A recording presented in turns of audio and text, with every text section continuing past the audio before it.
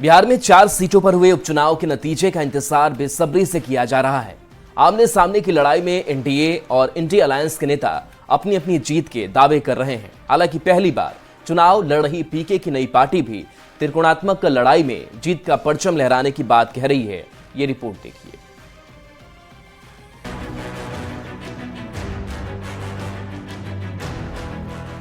बिहार की 4 सीट पर उपचुनाव को लेकर वोटिंग हो चुकी है।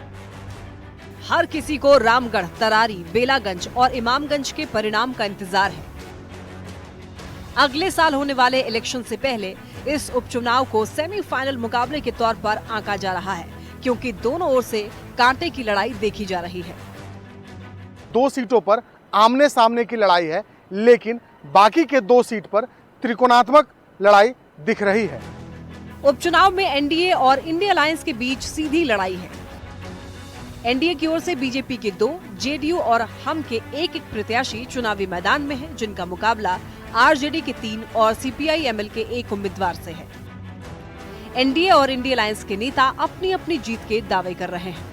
माननीय नीतीश कुमार जी, माननीय प्रधानमंत्री नरेंद्र मोदी जी के नेतृत्व में जो काम हुआ है, उसके आधार पर एनडीए गठबंधन चुनाव में जीत हासिल करेगा। हम एक और छलांग लगा सकते हैं। इमामगंज में हमारी पकड़ मजबूत हुई है और मजबूत पहले से भी रहा है।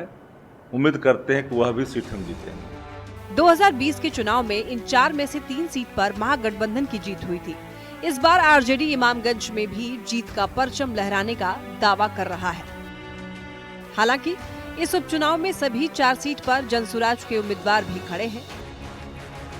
चुनावी रणनीतिकार प्रशांत किशोर की नई पार्टी के प्रत्याशियों पर भी सबकी नजर टिकी हुई है, जिनके नेता एनडीए और इंडिया के वोट बैंक में बड़ी सेंधमारी का दावा कर रहे हैं।